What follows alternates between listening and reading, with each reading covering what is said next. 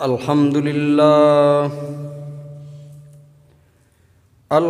لله وكفى وسلام على عباده الذين اصطفى أرسله بالحق بشيرا ونذيرا وداعيا إلى الله بإذنه وسراجا منيرا. وقال الله تبارك وتعالى في الكلام المجيد والفرقان الحميد: أعوذ بالله من الشيطان الرجيم. بسم الله الرحمن الرحيم. ألا إن أولياء الله لا خوف عليهم ولا هم يحزنون.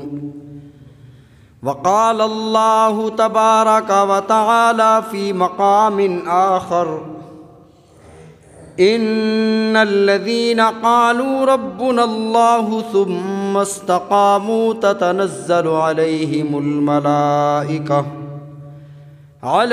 الملائكة ألا تخافوا ولا تحزنوا وأبشروا بالجنة التي كنتم توعدون.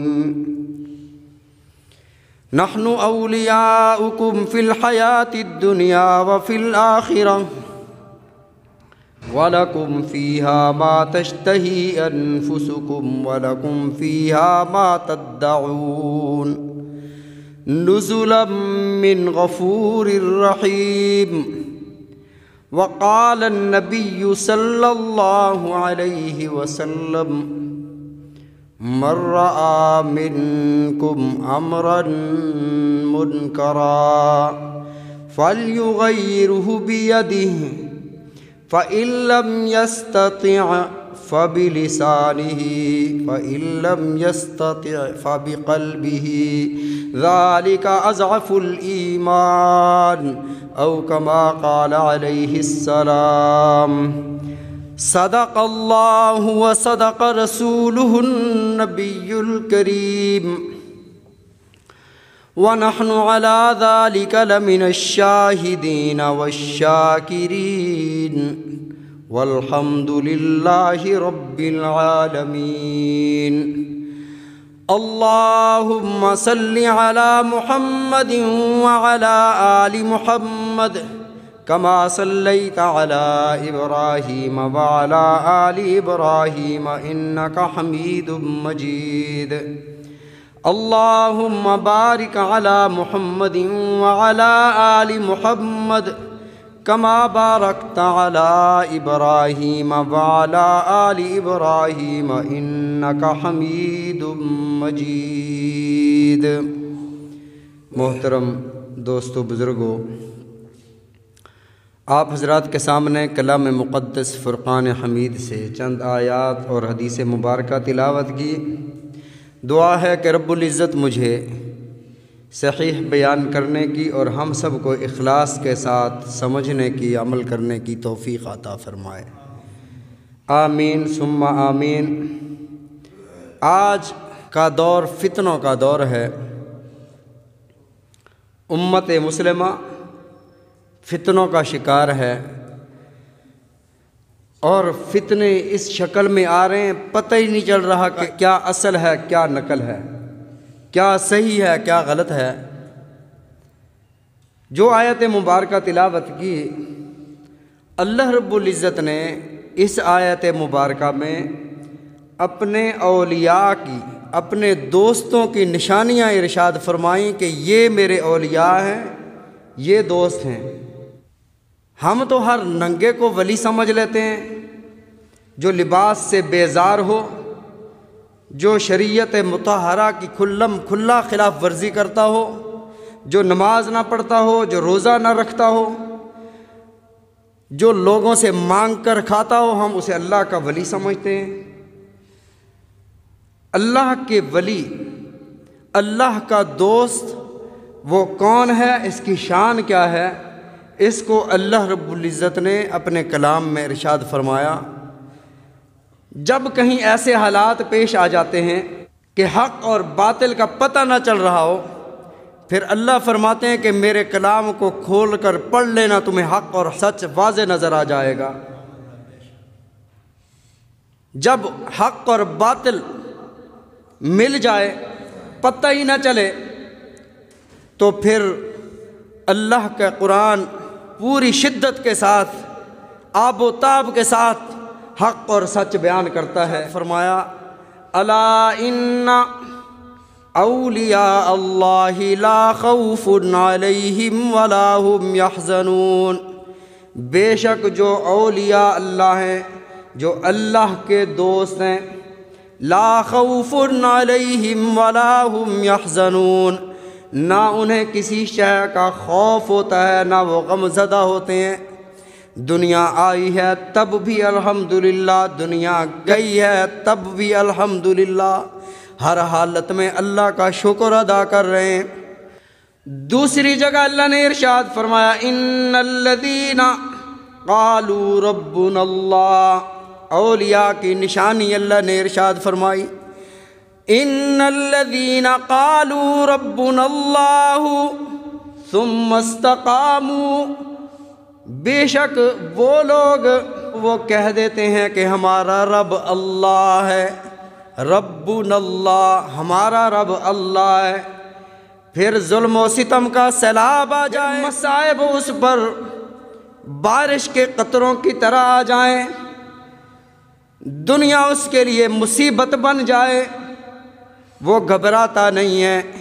ثم استقاموا تتنزل علیہم الملائکہ، پھر وہ ڈٹ جاتا ہے، پھر وہ برادری کو نہیں دیکھتا، پھر وہ قوم کو نہیں دیکھتا، وہ دیکھتا یہ ہے کہ کس عمل میں میرے رب کی رضا ہے، اپنے رب کی رضا کو مقدم رکھتا ہے۔ یہ مومن ہے جو جھک جائے، جو بک جائے، جو مصلحت کا شکار ہو جائے، اچھا جی ایویں بھی ٹھیک ہے تے ایویں بھی ٹھیک ہے، نا دین اسلام یہ نہیں ہے۔ فرمایا کہ ان الذین قالوا ربنا اللہ ثم استقاموا، جب کہہ دیا کہ ہمارا رب اللہ ہے، رب اللہ ہی ہے، اللہ بھی نہیں، بھی کے ساتھ دوسرے بھی شریک ہو جاتے ہیں۔ نبی علیہ الصلوۃ والسلام نے جو دعوت و تبلیغ کا کام شروع فرمایا، مشرکین نے جھگڑا کیا، میرے آقا علیہ الصلوۃ والسلام کا اعلان یہی تھا ایاک نعبد، اللہ ہی کی عبادت کہتے تھے، اللہ کی بھی عبادت کرنی ہے، یعنی بھی اور ہی کا فرق تھا، اللہ کی ہی، اس کے علاوہ کسی اور کی نہیں کرنی۔ اور وہ کہتے تھے کہ اللہ کو مانو، اللہ کی بھی کر لو، ان کو بھی مان لو۔ نبی علیہ الصلوۃ والسلام نے ارشاد فرمایا اللہ ہی کی عبادت کرو۔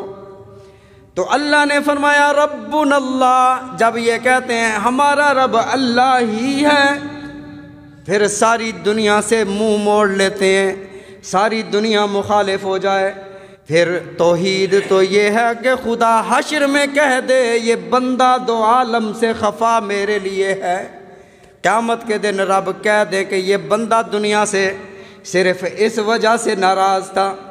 یہ روزانہ عشاء کی نماز میں وَالنَّخْلَ وَالنَّتْرُكُ مَن يَفْجُرُكُ کہتا تھا اللہ میرا اس کے ساتھ کوئی یارانہ نہیں، جو تیرا مخالف ہے، جو تیرا نافرمان ہے، میں اس سے دور ہوتا ہوں، میرا اس کا کوئی واسطہ نہیں ہے۔ نَخْلَ وَنَتْرُكُ مَن يَفْجُرُكُ، میں نے اسے چھوڑ دیا۔ پھر جب مسجد سے باہر نکلا، پھر کر کے دکھایا، جو بے نمازی تھا اس کے ساتھ تعلق ختم کر دیا۔ فرمایا کہ یہ بندہ دو عالم سے خفا میرے لیے تھا۔ تتنزل علیہم الملائکۃ، میں اس کی مدد کے لیے دنیا میں فرشتوں کو بھیجتا ہوں۔ اللہ تخافوا ولا تحزنوا، نہ اسے غم ہوتا ہے، نہ یہ غم زدہ ہوتا ہے، نہ اسے کوئی خوف لاحق ہوتا ہے۔ وابشروا بالجنۃ التی کنتم توعدون، اور اسے جنت کی خوشخبریاں دے دو جو ساری دنیا سے خفا ہو کر میرے دروازے پر آیا ہے۔ ابشروا بالجنت التی کنتم توعدون، اے میرے بندے تو نے میری رضا کی خاطر ساری دنیا کو چھوڑ دیا، تو نے برادری نہ دیکھی، تو نے خاندان نہ دیکھا، تو نے یہ دیکھا کہ میرا رب کس کام میں راضی ہے، تو نے اپنے رب کی مان لی، سارے دوستوں کو چھوڑ دیا۔ نحن اولیاؤکم فی الحیات الدنیا وفی الآخرہ، ہم دنیا بھی تیرے دوست ہیں، آخرت میں بھی تیرے دوست ہیں۔ جو بندہ اللہ کی رضا کے لیے اپنے دوستوں کو، اللہ کے نافرمان دوستوں کو چھوڑ دیتا ہے، اللہ فرماتے ہیں ہم اسے اپنا دوست بنا لیتے ہیں۔ نحن اولیاؤکم فی الحیات الدنیا وفی الآخرہ، دنیا اور آخرت میں اللہ دوست بنا لیتے ہیں۔ پھر آگے اللہ نے فرمایا قیامت کے دن اللہ اسے جنت عطا فرمائیں گے، فیہا ما تشتہی انفسکم ولکم فیہا ما تدعون۔ دنیا میں میری مان کر، میری خواہشات، میری رضا کے لیے اپنی پسندیدہ چیزوں کو چھوڑ دیا، جی چاہتا تھا بدنگاہی کے لیے، میری رضا کے لیے چھوڑ دیا، آج آخرت کو میں نے تیرے حوالے کر دیا۔ آج دنیا میں جو میں نے چاہا وہی تو نے کیا، آج آخرت میں جو تو چاہے گا وہی ہوگا۔ وَلَكُمْ فِيهَا مَا تَشْتَهِي أَنفُسُكُمْ وَلَكُمْ فِيهَا مَا تَدَّعُونَ، جو مانگے گا ملے گا۔ نُزُلًا مِّن غَفُورٍ رَّحِيمٍ، یہ تیرے یار، تیرے دوست غفور الرحیم رب کی ذات کی طرف سے مہمانی ہے تیرے لیے۔ آج تو اپنی مرضی سے، اپنی رضا سے، جو تیرا دل چاہتا ہے، جیسے دل چاہتا ہے ویسے زندگی گزار، جنت میں اپنی من مانی کی زندگی گزار۔ آخرت آج تیرے لیے، دنیا تو نے میرے حوالے کر دی، آج میں نے آخرت تیرے حوالے کر دی۔ یہ اولیاء اللہ۔ اور اللہ رب العزت نے اپنے کلام میں کچھ اولیاء اللہ کا تذکرہ فرمایا۔ بر صغیر کو لوگ، زکریا گارڈن کے لوگ شاید یہ سمجھتے ہیں کہ ولایت، اولیاء بن جانا، اللہ کا ولی بن جانا شاید بڑھاپے میں ملتا ہے۔ میں کہتا ہوں کہ اللہ کا ولی جو جوان ہوتا ہے، بوڑھا ایسا اللہ کا ولی بن ہی نہیں سکتا جو جوانی میں اللہ کے ساتھ دوستی لگائے۔ در جوانی توبہ کردن شیوہ پیغمبریست، جوانی میں توبہ کرنا، یہ جوانی میں اللہ کی طرف رجوع کرنا، یہ پیغمبروں کا شیوہ ہے۔ وقت پیری گرگ ظالم میں شود پرہیزگار، اور جب جوانی گزر جائے، بڑھاپا آ جائے، جب قوا جواب دے جائیں، جب اعضاء تھک جائیں، پھر بندہ کہے اب میں فرما بردار بن گیا ہوں، یہ کوئی فرما برداری تو نہیں ہے۔ بے شک گناہوں سے رک گیا ہے، لیکن اب تو گناہ کرنے کی طاقت ہی تیرے اندر نہ رہی۔ در جوانی توبہ کردن شیوہ پیغمبریست، تیری جیب بھی اب بھری ہوئی ہے، بازوں میں طاقت بھی ہے، بد نگاہی کرنے کی قوت بھی ہے، وقت بھی تیرے پاس ہے، شباب جوبن پہ ہے، پھر بھی یہ اللہ کی رضا سمجھ کر اپنی آنکھوں کو، اپنی نگاہوں کو جھکا لیتا ہے، اور رات کو اٹھ کر اللہ کی بارگاہ میں سجدہ کرتا ہے، اللہ کے سامنے آہوگزاری کرتا ہے، گڑ گڑاتا ہے، اور راتوں کو اٹھ کر اپنی خلوتیں اللہ کے سپرد کر دیتا ہے۔ نوجوان کا ایک سجدہ بوڑھوں کے 1000 سجدے اس کا مقابلہ نہیں کر سکتے، جس نے اپنی جوانی اللہ کے سپرد کر دی۔ یہ اللہ کا ولی ہے جس نے اپنی جوانی میں کر سکتا ہے، کیا نہیں ہے۔ اللہ نے جوانوں کا تذکرہ فرمایا کچھ ایسے جوان تھے، فتیۃ آمنوا بربہم وزدناہم ھدی، جوان تھے، دقیانوس ان کا بادشاہ ہے۔ اب قوم میلے میں گئی ہوئی ہے، میلہ کسے کہتے ہیں؟ ایک حکایت یاد آئی، فارسی میں ایک ایرانی آیا پاکستان میں، یک ایرانی آیت در پاکستان ورفت بسو ایران ازو پرسند چے دیدی در پاکستان۔ ایک ایران سے بندہ آیا، یہاں سے جب واپس گیا تو وہاں کے دوستوں نے پوچھا کہ حضرت پاکستان سے کیا دیکھ کر آئے ہو؟ ازو پرسند چے دیدی در پاکستان، گفت بوز بچہ زائد، آرا گویند لیلا و چند احمق جمشوند آرا گویند میلا۔ وہ ایرانی نے کہا کہ میں وہاں یہ دیکھا کہ بکری کا بچہ جب پیدا ہوتا ہے نا، وہ لوگ اسے لیلا کہتے ہیں، اور جب چند احمق کہیں جمع ہو جائے اسے وہ لوگ میلہ کہتے ہیں۔ میلہ، حضرت ابراہیم علیہ السلام کی قوم بھی میلے میں گئی، یہاں بھی دقیانوس کے پاس یہ میلے میں لوگ آئے۔ اب یہاں کچھ موحد بھی جمع تھے، یہ لوگ بت پرست تھے، ہر ایک اپنے اپنے بت لے کر آیا۔ یہ کیا لے کر آئے؟ یہ اللہ کی توحید لے کر آئے۔ اللہ نے فرمایا یہ مومن تھے۔ اب یہ آئے، اللہ فرماتے ہیں فتیتن، وہ جوان تھے، اسے جوانی میں ولایت مل گئی، اسے 2 جہانوں کی بادشاہی مل گئی۔ اور جس کی جوانی داغدار ہو گئی پھر بڑھاپے تک وہ سنبھلتا نہیں ہے۔ فتیتن آمنوا بربہم وزدناہم ہدی، پھر اللہ نے ان کی نگاہ اور قلب میں ہدایت رکھ کر ہدایت کے چراغ جلا دیے۔ یہ نوجوان ہدایت لے کر آئے۔ دقیانوس پوچھتا ہے ارے تم بت نہیں لائے ہو؟ کہنے لگے ہم اپنے اس رب پر ایمان لائے جو آسمانوں کا رب ہے، زمین کا رب ہے، ہمارا بھی رب ہے، تمہارا بھی رب ہے۔ رب ہونے کا اعلان کر دیا۔ قوم بفر گئی ہے کہ یہ تو دین سے بیزار ہو گئے، یہ تو پھر گئے۔ اب دقیانوس بھی مشتعل ہوا، کہنے لگا کہ ان کو سزا دی جائے گی۔ پکڑ لیا، انہیں کہا گیا کہ اپنے موقف پر نظر ثانی کرو، نہیں تو تمہیں سخت سے سخت سزا دی جائے گی۔ اللہ فرماتے ہیں اذ اوی الفتیۃ الی الکہف، ان لوگوں نے غار میں پناہ لے لی، غار میں چلے گئے، قوم سے چھپ کر اور اللہ سے دعا کرنے لگے اے ہمارے رب، ہم اس بادشاہ سے اپنا عقیدہ چھپا کر ادھر تک لے آئے ہیں، اگر انہوں نے ہمیں مار بھی دیا تو ہمیں اپنی جان کی کوئی پرواہ نہیں ہے، ہمیں پرواہ ہے تو صرف یہ ہے کہ تیری توحید پر ہم قائم رہیں۔ اب یہ غار پر چھپے ہیں، اللہ سے دعا کر لیں ربنا ہیئ لنا من امرنا رشدا، اللہ ہمیں ہدایت عطا فرما دے، ہمیں کوئی راہ سجھا دے، ہم یہاں چھپ کر آ گئے ہیں، ہمیں کو ہمارا معاملہ آسان فرما دے۔ کہنے لگے آپس میں ہم تھوڑی دیر آرام کر لیں۔ یہ تھوڑی دیر سو گئے، اللہ نے 309 سال ان پر نیند مسلط فرما دی۔ 309 سال سوئے رہے۔ اللہ فرماتے ہیں میں نے ہواؤں کو حکم دیا تازہ جھونکو میرے ان اولیاء پر، میرے ان ولیوں کے پاس سے ہو کر گزرو تاکہ انہیں تازہ ہوا لگتی رہے۔ سورج کو حکم دیا اذا غربت الشمس، جب سورج غروب ہو تب بھی انہیں دھوپ لگے، اور جب طلوع ہو تب بھی انہیں دھوپ لگے۔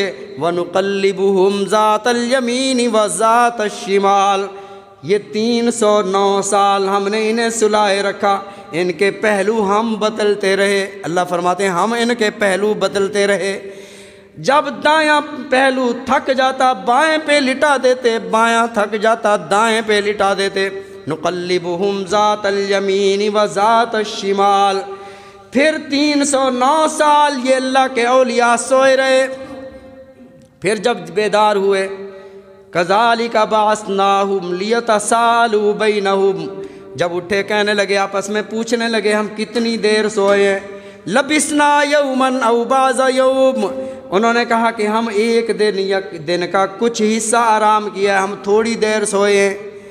آپس میں جب بحث بڑھنے لگی کہنے لگے یارو اہل حق آپس میں اختلاف نہیں کرتے، جب اہل حق آپس میں اختلاف کرتے ہیں منزل بہت دور چلی جاتی ہے، آپس میں اختلاف نہ کرو۔ انہوں نے کہا کہ جتنی دیر بھی ٹھہرے ہیں سب سے پہلے ہم کھانا کھا لیں، کھانا کھانے کے بعد اگلی منزل کا ارادہ کریں گے، اگلی طرف چلیں گے، دیکھیں گے کہاں جانا ہے۔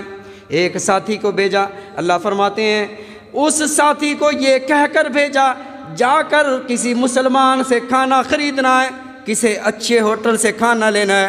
ایھا ازکا طعاما فلینظر ایھا ازکا طعاما، یہ دیکھنا ہے کہ کون سا کھانا پاک کھانا ہے، حلال کا کھانا کون سا ہے، کسی مشرک کی دکان سے کھانا نہیں لینا۔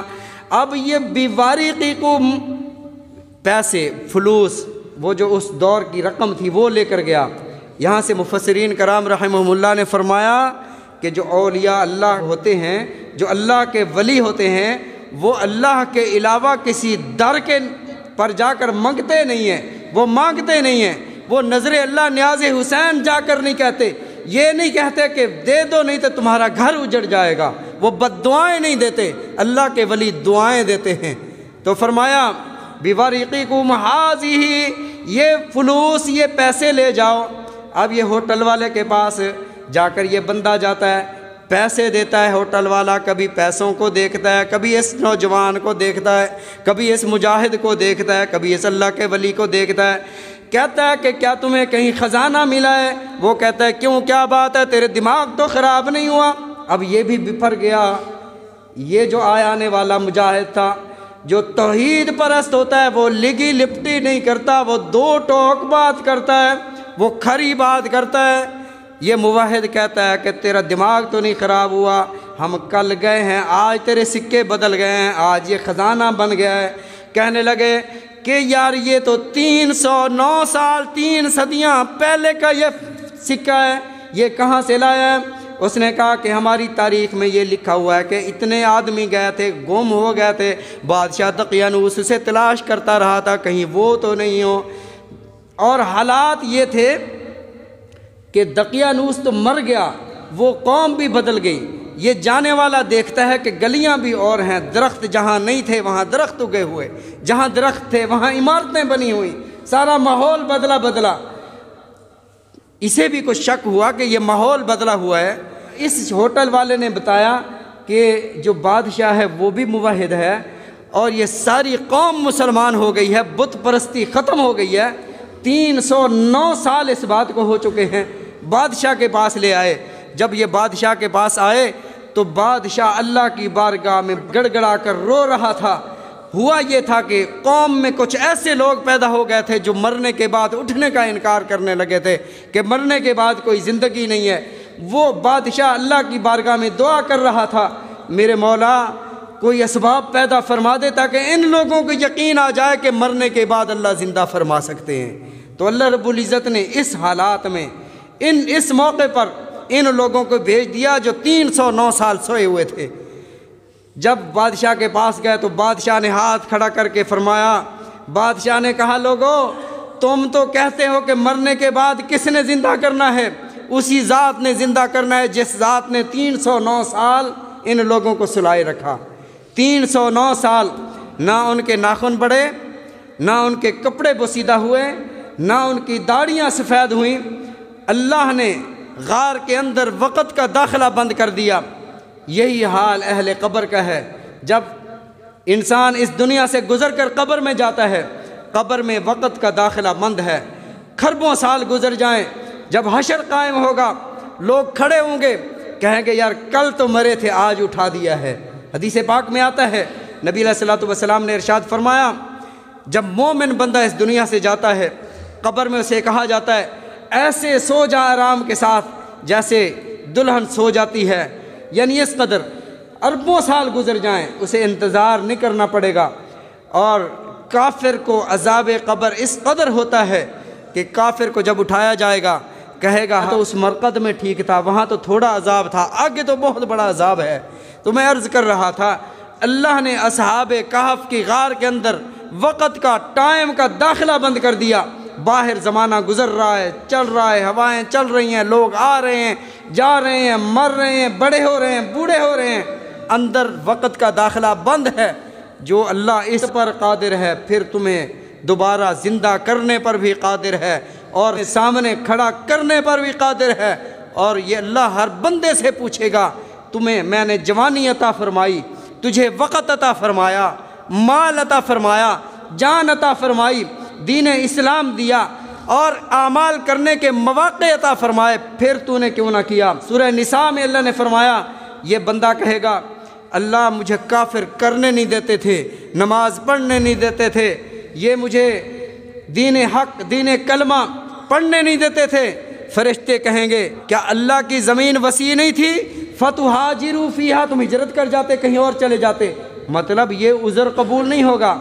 جب یہ عذر قبول نہیں ہوگا پھر یہ عذر کہاں قبول ہوگا؟ میرا بیٹا تھا، میں نے ایک دفعہ کہا پھر مانا نہیں، بس میں نے چھوڑ دیا۔ میں نے کہا تو تھا، وہ خود ہی اس نے نہیں پڑھا۔